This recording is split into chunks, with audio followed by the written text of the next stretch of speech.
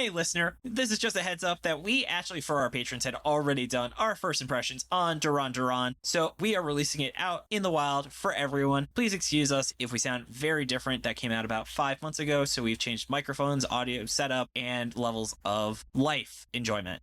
We're deader than we were before. Yes. But stay tuned for the end, though, where we're still going to be doing a very special Q&A. And since we're not a video, we can't say jump to this timestamp, so you'll just have to play around with the audio to figure that one out. Yeah. It's probably around the 20-minute mark. Anyway, let's get on to it. Welcome to a special patron-only Shonen Flop Chibi, a First Impressions mini-episode where we talk about the first chapter of a series that recently started in Shonen Jump. I'm Jordan, and with me today, as usual, is my co-host, David. Say hi, David. Hi, David. What series are we covering this week, David?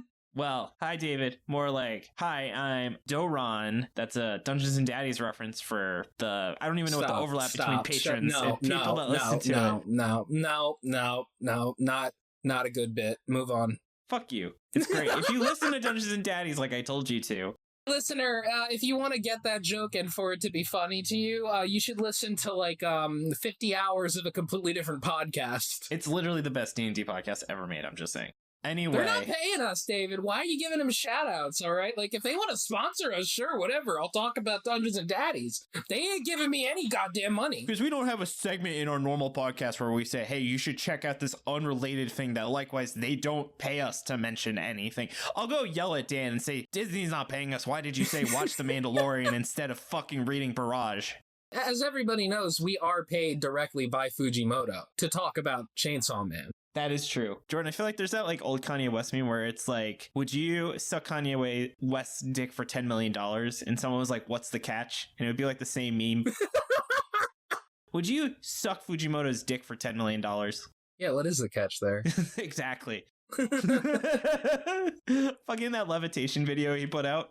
Wait, Kanye or Fujimoto? No, Fujimoto. He put out a video on YouTube where he tried to levitate, and it just shows him jumping in the air and falling back down on his broom. How is he so fucking on brand all the time? And I just still love how his Twitter is that he's like a fourth grade girl. Fucking rules. And people have to be like, yes, this is Fujimoto's actual Twitter account. Well, that's interesting because, I mean, you think about the main characters of Look Back, and, Yeah, maybe he's a little egg. Oh, anyway, we ain't talking about fucking Fujimoto today. We're talking about Doron Dororon. Sure. I'm sure Tucker's like, no, not even close. Doron Dororon. Oh, I'm sure you would pronounce it way better, David. How about you pronounce the name? I'm going to pronounce it Doron to piss Tucker off. Because you know what? I'll say no ambiguity. I will rather be 0% right than 20% right with the pronunciation of this series. So they're just gonna write me off as the stupid one and say, well, Dororon. That's what I was that was the other bit, but they literally have a website called hiimron.com, and that's where they sell their merch is at that website. Who, Dungeons and Daddies? Yes, that's Hi I'm Ron is their merch website. We're still talking about Dungeons and Daddies? No, anyway, so this series started running from November 29th with 5 chapters, so 0 volumes. And Jordan, though, who is this series by? Well, this series is by a little bit of a return champion, or a return fighter. Yeah. On this contest of champions, and that is Oosuka Gen, who longtime listeners may know is the writer of fucking Golem Hearts. Right? I completely forgot until just now that this was the guy who did Golem Hearts, and I'm so happy to learn that. Yeah. This was a glow up. Like, man, he really, really got a lot better at art. Seriously, like, oh my god. Is this our first time talking about a series that we covered something that had been canceled but didn't, like, exist? Huh? Is this our first time covering an author and then after the show had started, he made a new series? Because we've covered multiple works by the same author, but they all were canceled before we started the show. This might be the first time. There you go. Well, what about Phantom Seer? Phantom Seer, I thought, got canceled, like, before we read Tokyo Shinobi Squad. No, it was running, you're right. Because we were like, oh, I hope it does better in the Tokyo Shinobi Squad. And then it didn't, so you're right. Okay, so this might be the second time. Yeah, but this is the first time that I was pleasantly surprised the resulting series. Yeah. And so, Jordan, though, do you want to give your plot summary to help tell the listeners why we actually thought the series was pretty interesting? Here I go! What the fuck is this recording? Mamma mia! Recent high school graduate Dora Sasaki wants to be a samurai in order to protect people from the demons who killed his mom. They're called the Mononoke. Once again, as David noted, we are avoiding the term yokai, and they love eating people, and children especially. Unfortunately, even though Dora is super strong, he doesn't actually have enough midichlorians to kill the Mononoke, so they tell him to leave. And as he's walking home dejected, kicking rocks, looking sad, Dora stumbles upon a child who's being rescued from a really big Mononoke by a much smaller one. Mm-hmm. You see, Dora is incredibly strong, but is unable to harm the demon, while the little guy is able to hurt it, but not strong enough to really do any real damage. So, just like peanut butter and chocolate, the two decide to team up and balance out each other's faults.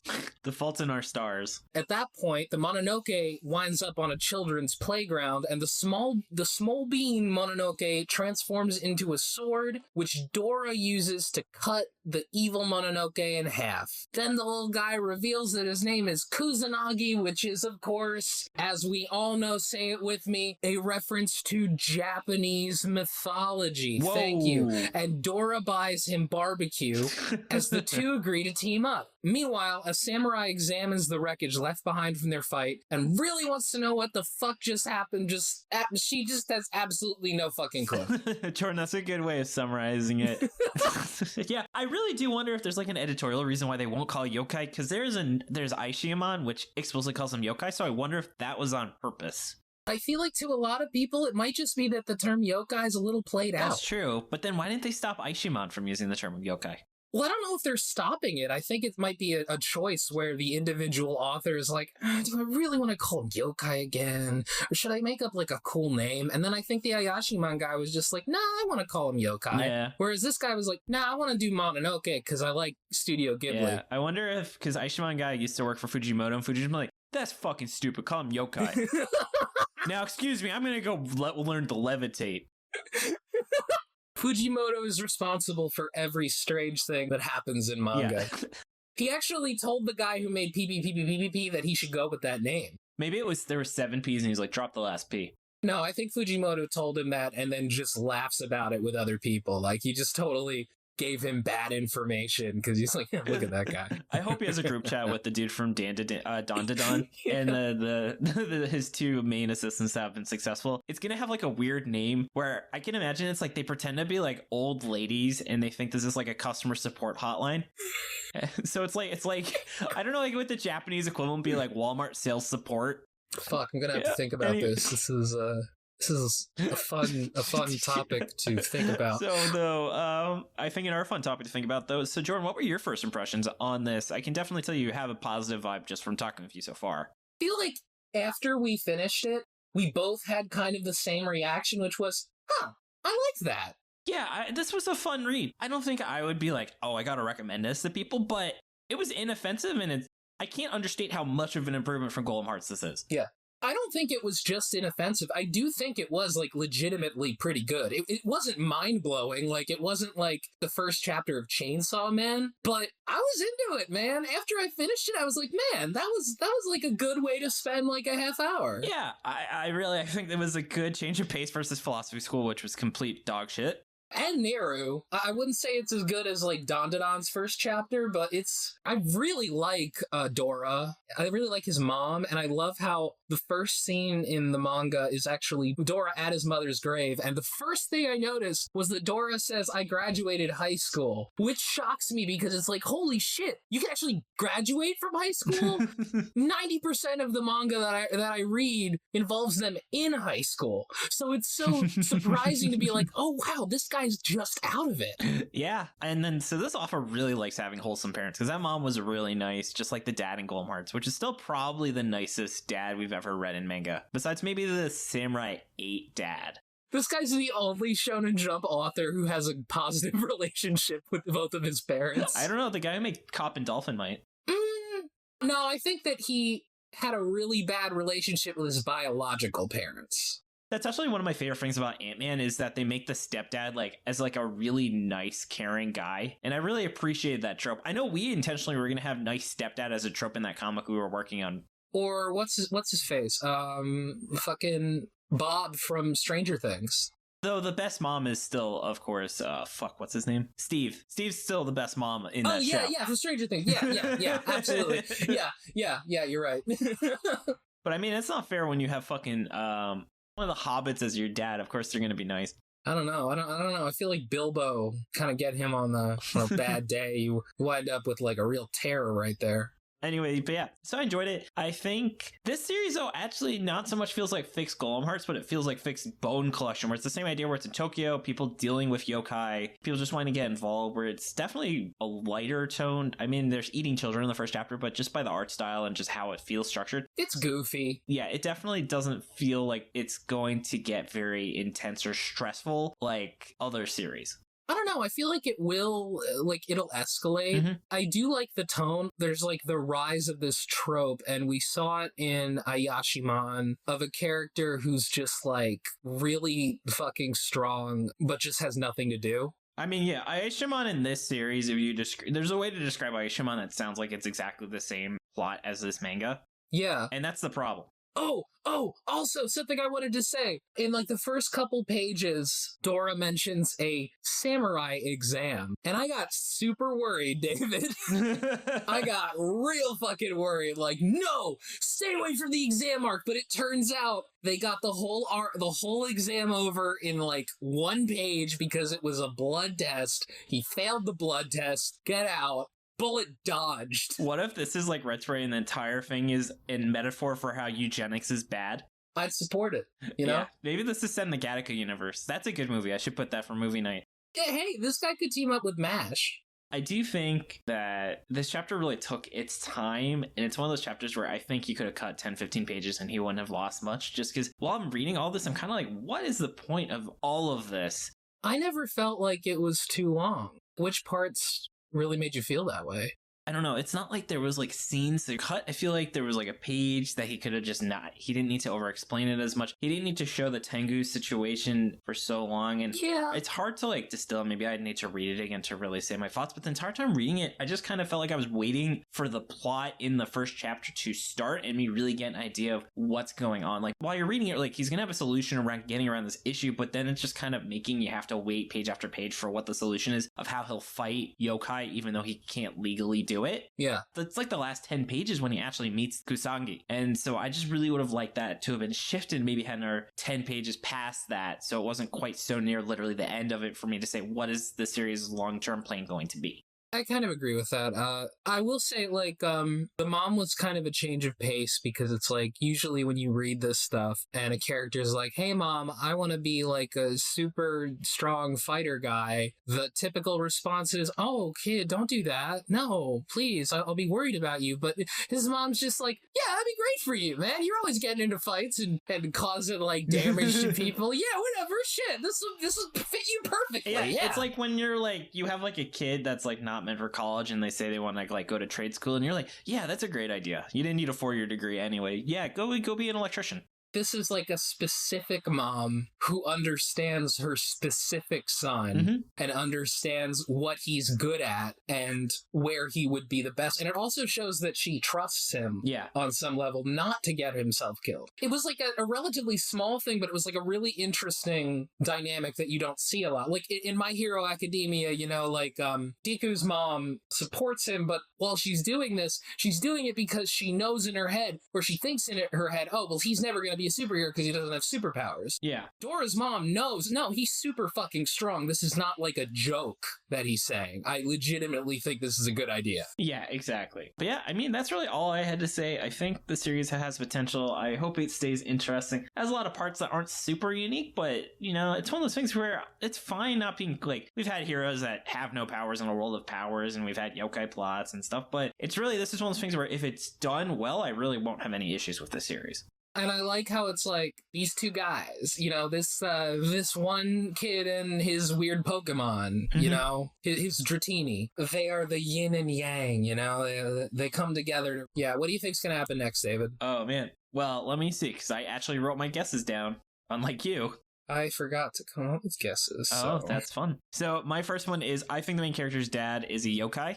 Mm-hmm. My second guess is I think Dora and Kusanagi will have some sort of super form where they combine, like DNA Digivolve, like in Tamers, which best Digimon season, as we all know. Oh, of course. Yeah. And I think the immediate plot is he's going to get arrested for like illegal collaboration with one. And then they're going to have him like join some like special forces, like a provisional member. And some tough guy or some tough characters maybe the samurai girl's going to be like, if he ever steps out of line, I'm going to kill your friend without any hesitation or something like that.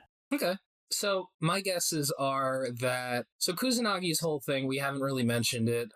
He is a little Mononoke who refuses to eat human flesh, much like Edward from Twilight, our favorite vampire. I think that the food that Dora gives to Kusanagi isn't gonna be quite enough, and there's gonna be some drama where it's like Kusanagi has like some instincts telling him to go after humans, but he's just such a good boy that he doesn't do it. Yeah. My second one is that I think that samurai girl is going to be in a similar situation to, like the side character from Candy Flurry. Yeah. And then the third thing, okay, I gotta come up with a third one. Shit. Fuck it. I think that Kusanagi is like a legendary Mononoke. That's a good one. Just like other Pokemon. This guy's art style seems to remind me of Pokemon a lot. Yeah. Well, that's because, he likes drawing wholesome Pokemon style stuff. All right. I mean, his original one was a Pokemon style battle manga.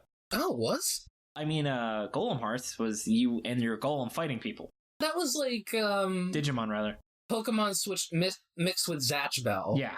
A little bit. Yeah. No, you're totally right. Yeah. So anyway, David, would you read another 10 chapters of Doron Dororon? Yeah, I think I'm going to go catch up after this. How about you? I think I will too. And then, Jordan, what's your power word? My power word is Pokemon. Mine was wholesome. Yeah, this is just a fun, wholesome read. It's wholesome mom. Sucks she's dead, but still wholesome mom. Sucks she's dead, but hey, I'm different. Happens to all of us. Moms die sometimes, unfortunately. Well, it's a Shonen Jump protagonist that has both their parents still alive. Yeah. Really? I can't think of any. I really can't either. Let's see. Maybe Gon. He acts like his mom doesn't exist. I mean, his mom is dead. That's his aunt, who he calls his mom. I thought, did they confirm his mom died? Actually, now that you mention it, I don't know if they ever did. He had the tape, and he's like, keep listening if you want to hear about your mom, and then he stopped listening. And then he said his aunt is his mom. I fucking love Gon. Yeah. Anyway, you want to do the shout-outs? Oh, for sure. Let me get it out. Yeah. So, first of all, though, Jordan, I want to say thank you so much for editing. Sorry, I had a frog in my throat. Jordan, first of all, I want to say thank you so much for editing this episode that people are listening to right now. I also want to give props to Shannon for the awesome cover art. You can find her online at illuminyatea. So, even though she's not working on the show, you're still going to hear her be thanked in every Chibi episode because she did make that art. Oh, of course. And she deserves it. I want to give thanks to Tucker for assistance with pronunciation, translation, other miscellaneous research. If you're listening to this, be sure to join the Shonen Flop Discord. Come hang out with us and talk about anime, games, or whatever else is on your mind. We also have book club and do regular movie nights. You can find a link to it in the show notes. And if you've been enjoying the podcast and you want to help us keep going, consider subscribing to our Patreon, which you're probably doing right now. Yeah, that's right. Yeah, hey everybody listening to this patrons-only podcast. You should subscribe to us on this little website called Patreon. Yeah, so the main reason I still include this is because 200 IQ Move, what happens when Doron Dororon, if it ever gets canceled and we put this out as our Chibi episode, Jordan, we don't have to re-record this audio. Damn, you're right. Yeah, so that's why Patreon, just in case we ever have to do that. Ooh, okay. So we do appreciate all of our patrons, though, but if you're listening and you aren't a patron, you can find us at patreon.com/shonenflop. And I want to give a big thank you to our Chainsaw Man and King of the Forest patrons. First of all, I want to give a big thank you to our Chainsaw Man patrons. They make a really awesome financial commitment every month, and that is Pterodactyl Ghost and T. Wolfwood, who is actually listening in right now, because if you are a King of the Forest and Chainsaw Man, you actually can listen to us record every single episode when we can, so that's at least every Chibi, every patron episode. It's a little tricky with guests, but we still try and make that work. Hey, what up, Traffy? And then speaking of King of the Forest, I want to give a thank you to Albie. Can't wait to get a taste of Sean's Moist Taco. We'll talk about them later, about appropriate Patreon names. Gabe Landau, Maji Knights, Mark, Matt Solvich, Marty, Overrated Apples, Scarlet Myrmidon, the BB King, BB the, and that's the last one. I was about to name someone who wasn't a King of the Forest, so I am sorry, but your name has been stricken from the record. Try better next time. Bye, yeah. No, not bye to you yet. Just like, goodbye to that guy. Yeah. And if you're not ready for a regular commitment, consider buying some merch. We have a ton of awesome designs, including the much requested Gomez Moon and Matchel Punching Harry Potter shirts. And a portion of the proceeds go back to the original artist to boot. And no worries though if you can't help the show out financially. If you can just like, rate, review, or share our show, it really helps us build up a ton. We are trying to drive up people to give us Spotify reviews. So if you haven't yet, it takes 5 seconds, means a ton. It would be great if we could really get another 300 Spotify likes just like we have on iTunes. And you can find us on Spotify, iTunes, YouTube, or wherever else you get your podcast. But you probably already knew that because this is most likely you're a patron listening. Yeah. Most likely because you're a patron. So yes, you can find this patron exclusive content on Patreon. Yeah, hey everybody, go to @ShonenFlopcast and you can learn how to find our Twitter there. But also, thank you so much, David, for putting all this shit together and editing the main episode. Can't do it without you, friend. It's been a lot of fun. David, say it. Keep on flopping, floppers. Bye. Bye. Thank you so much for listening to that episode of Doron Dororon. Now for the Q&A like we promised. Just a reminder, if you want to be asked, you are welcome to post your questions in the Q&A channel on the Discord, which you can find a link to in our show notes or on our site. We give priority to our patrons, people who haven't asked questions before or haven't had their question answered in a while. First one is from Agpa. If you had to make a soundtrack for one flop, what series would you pick and what music would you choose? Jordan, I'm going to leave this one to you because I'm sure your answer will be much better than mine. I would do Red Hood. Because, you see, Red Hood reminds me of the artwork from the 70s heavy metal magazine. And as such, the soundtrack would be very similar to, like, Blue Oyster Cult, you know, like some real classic hard rock, and maybe, like, some speed metal, a little bit of that. I think it could work out. How about you? I actually think that Samurai 8 would be really cool, where you could do that kind of vaporwave, like techno, but still Japanese-inspired music. That's really cool. Also, Samurai 8's art was very heavily influenced by Mobius, who also made art for Heavy Metal magazine. Yeah. Big if true. So Blue Oyster Cult could also be in the Samurai 8 adaptation, except I think what you were talking about probably fits more. Hey, there's no bad answers, but there are better answers, which is what I said. Yeah, I guess. All right, up to the next question is from Gianet, Gianet? Yeah, that sounds right. What manga do you think would be better as a novel or vice versa? And I actually think I Tell C would have been really fun as a novel versus a manga, because I think it would have been able to have fit a lot more of the really interesting character writing that it excelled at. It's very difficult to do mystery piecemeal like that, and so if they could just set it as one set block, you know, they can see the plot much better. They don't have to worry about making things up week to week, and it really would have better fit the tone and desire of what the author wanted out of that series. I can see that, except that I think I Tell C's tone fit wonderfully, and I think it's a very good manga. But what I think would have been a better novel is actually Level E. Could you imagine just reading a novel about that shit? All this, like, sci-fi stuff, going to another planet where you're fighting, like, monsters and turn into the Power Rangers and shit. I don't know. That might be kind of interesting. I don't usually read that in a manga. And Tagashi is just so good at writing in general, and he clearly loves writing a lot. We all have read the fucking novel that was a Chimera Ant.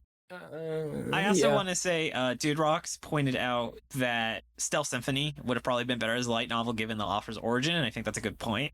Yeah, but the art was, like, the star of that manga. The art was the best part. Yeah, that's true. What about you, Jordan? What's a novel that you would have wanted to see as a manga? I don't read many books at all, but there was like this one book I read years ago called Heroes Die that I think would be really cool, because it's like in the far distant 1984 future, actors are people who actually go into an alternate dimension where it's a fantasy world. So it managed to be both hard sci-fi and high fantasy at the exact same time. That's pretty intense. I love it. It was pretty cool. What about you? I actually just realized I think World War Z could be really fun. Yeah, because it's an anthology series, so like it would be cool if like it was monthly and each chapter just told one of the stories. Isn't that just The Walking Dead? Nah. And then next up from Dude Rocks, would you rather eat an entire onion or drink a gallon of expired milk? Expired milk is just as healthy to drink as regular milk. It just tastes god-awful. I don't think that's true. I don't think that's true. I would rather eat an entire onion, because I actually trained myself to enjoy eating onions. Not raw onions, I'm not that crazy, but at least cooked onions. I was like, onions show up too much in recipes, and they are, you know, the base player of ingredients. You want me to ask you about that, but I won't. The base. Yeah, well, think about it. No one is ever like, wow, the onion's so good in this dish. But you can, without an onion in the dish, you can just, there's a level of flavor heightening that doesn't exist because the onion just assists the other flavors. Well, yeah, I believe you. I believe That's you. That's completely true. It's like how, No, I believe you. You're right. Probably, asshole. Probably, yeah. Anyway.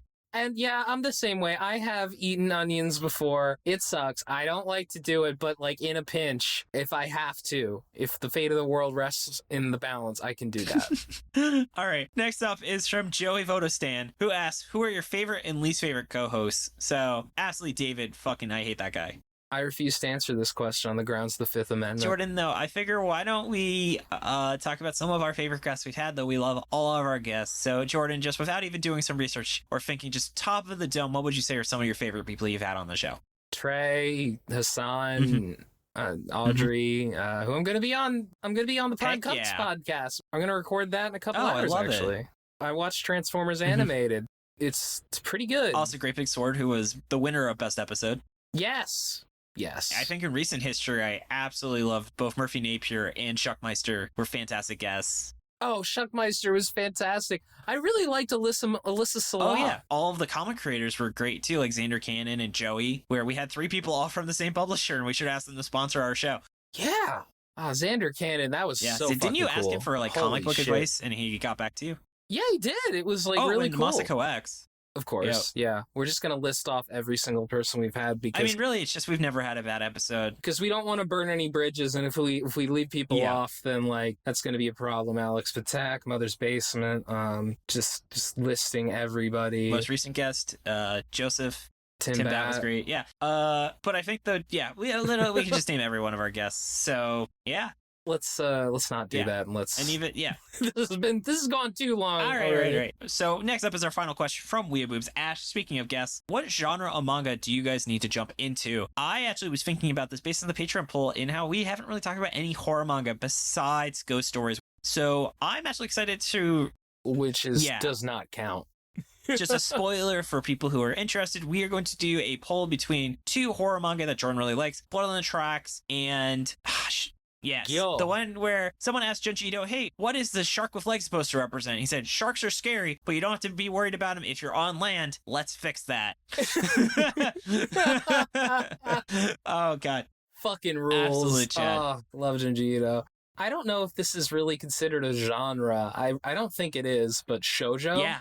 We need to do an episode of Shoujo Flop at some point. We really do, because, like, we're only familiar with shonen manga just because of the fact that we both grew up as boys. And that's, like, a significant portion of manga that we don't know anything about. And I would like to change that. I want to read some horrible flopped shoujo manga. Yeah, you know? We'll have to, what was the name of the show where we read that shoujo? It was something of the dawn.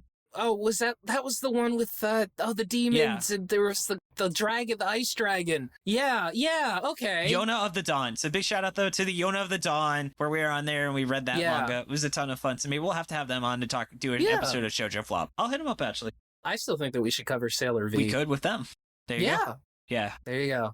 You heard it here first, Tagashi's listener. wife. Yes. Canonically.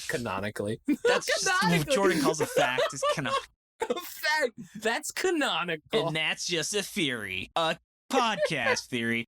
A real life theory. So I guess it literally is just a theory. Anyway, that's all the time we have for today. So I want to start by saying thank you so much for helping edit the chibi. You're very welcome, David. Thank you so much for being the light of my life. Pass. And for editing. No problem. Props to Shannon for the awesome cover art. You can find her online at illuminyatea. Thank you, Dylan, for assistance with editing. You can find his podcast, Anime Out of Context, at animeoutofcontext.com. Thanks to Tucker and Maxie B for assistance with pronunciation, translation, other miscellaneous research. Thanks to T-Root, OzyRat, and T-Wolfwood being our awesome transcription volunteers. You can find them on our site as they become available. We are looking for more volunteers, so if you want to help make the show more approachable to people that have issues listening to podcasts, you'll get an awesome shout out, you'll get some exclusive merch, and of course, my wonderful admiration. And our deep gratitude. Yes, and then Jordan, speaking of gratitude, do you have gratitude towards anyone else? No, you don't, because you already said that. Whoops. That's correct, David. I was like, I don't know, David. You can find us on Twitter at Shonen ShonenFlopcast and our website, ShonenFlop.com. We're also on Spotify, iTunes, YouTube, wherever else you get your podcast. And come join the Shonen Flop Discord. Open to everyone, patron or not. Come hang out with us and talk about anime, games, or whatever else is on your mind. We also have a monthly movie night. You can find a link to it in our show notes or on our site. And if you've been enjoying our podcast and want to help us keep going, consider subscribing to our Patreon. We wouldn't be able to keep running the show without their support. You get a ton of awesome perks like bonus content covering Blue Blocks, PPPPP, and Akane Banashi. You could be joining us during the recording warm-ups and deciding what series we cover next. Find it at patreon.com/shonenflop. And on that note, I want to read off some of our wonderful patrons. First of all, I want to give a big thank you to our Chainsaw Man patron, Sean, my butterscotch stallion, wants some fuck. Moving on down to the Dolphin Dad, we have Tracking Roving Animals for all loving girls in Raccoon's Wolfwood. Then going to the King of the Forest, we have Albie, Cram, Gabe Lando, Jacob Andrew Galloway, Josh Robinson, Marty, Rachel, my lovely girlfriend. She's getting wisdom teeth removed, so all she'll have left is her intelligence, strength, charisma, and other dexterity teeth left. Scarlett Myrmidon, T, The Real Jory, and Trevor Schechner. Moving on down to the Galactic Ball Federation officers, we have Anthony Chambers, Blah Mumu, BS, Dolphin, Dylan Crider, Eric Alex Klein, Generic Man, Hans, Hunter, Lincoln Frey, Mara Bara, Mike Carpenter, Peter Huntsvek, Sarah Hydra, Shingi Sakamoto, Silly Rookie, Simping for Senpai Ash, Staghorn, That One Welder Guy, and Usopp Major. Thank you so much for listening. Yeah. Wait. And also, hey, please go on to my Instagram, Jordan Forbes Art. Please like everything and commission me maybe to draw your characters, because, oh my god, I need the money. Life's hard. Please help. My family is in debt. Oh my god, David. Drowning under the weight of debt, I guess. Whatever, we're done. Okay, Thank you so much for listening. Tune in next Monday for our full episode on Doron Dororon with our wonderful guest, Megan, from the Volume 1 podcast, where she's going to be reading more than one volume. Can she survive reading 3 volumes? We'll find out. And also, that was Doron Dororon, not Duran, which David said fucking again. Whatever. I almost named our group chat Hungry Like the Wolf, and I was like, Megan doesn't even remotely understand why it would be called that. Anyway, this has been David. This has been Jordan. And you've been listening to Shonen Flop. Keep on flopping, floppers. Bye. Yeah, bye.